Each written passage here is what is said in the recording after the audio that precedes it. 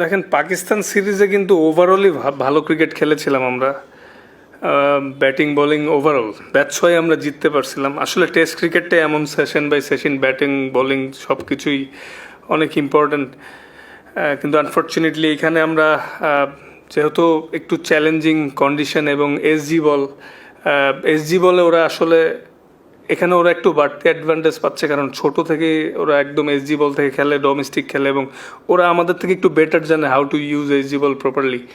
আমরা হয়তো প্রথম দিকে একটু স্ট্রাগল করছি, বাট তাও মানে আমরা আর একটু ভালো ব্যাটিং করতে পারতাম আমার কাছে মনে হয়, এবং আমরা ব্যাটসম্যানরাও সেটা অ্যাগ্রি করেছি যে যারা ওভারঅল টিম মানে যেহেতু নতুন বলে একটু চ্যালেঞ্জিং, আর তাছাড়া ওদের কন্ডিশনেও মানে নো ডাউট ওদের বোলিং লাইন আপটা অনেক স্ট্রং। তো আমরা যদি নতুন বলটা একটু ভালো খেলতে পারতাম তাহলে মনে হয় আমাদের এতগুলো উইকেট যাইতো না, কারণ মিডিল অর্ডার বা লোয়ার অর্ডাররা যখন এসে নিউ বল খেলে তখন ডেফিনেটলি ওদের জন্য challenging. Overally as a team আমরা ব্যাটিংয়ে একটু খারাপ করে ফেলেছি।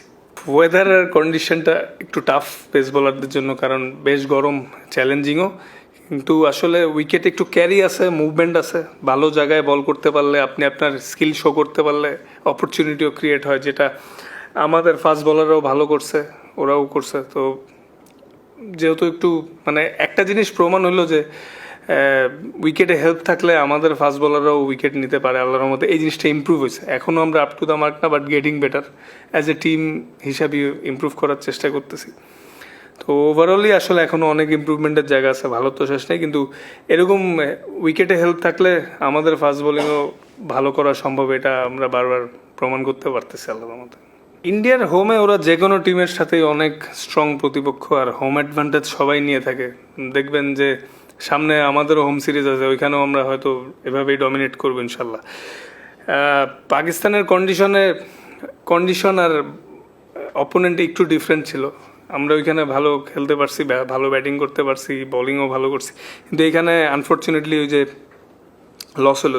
আমাদেরও কিন্তু কালকে ওদেরকে আরও আর্লি অল আউট করার উচিত ছিল, হয়তো অ্যাট দ্য এন্ডে আমরাও কিন্তু আপ টু আমার শেষের দিকে বোলিং করতে পারিনি, স্পেশালি টি এর পরের সেশনটা ওরা ভালো ব্যাটিং করছে, বাট আমাদেরও আরও ভালো করা উচিত ছিল। মানে ডেফিনেটলি 350-তে অল আউট করছি, এটা অ্যাটলিস্ট মানে আমার মনে হয় 250-র মধ্যে অল আউট করা উচিত ছিল, তাহলে একটু ডিফারেন্ট বল গেম হইতো।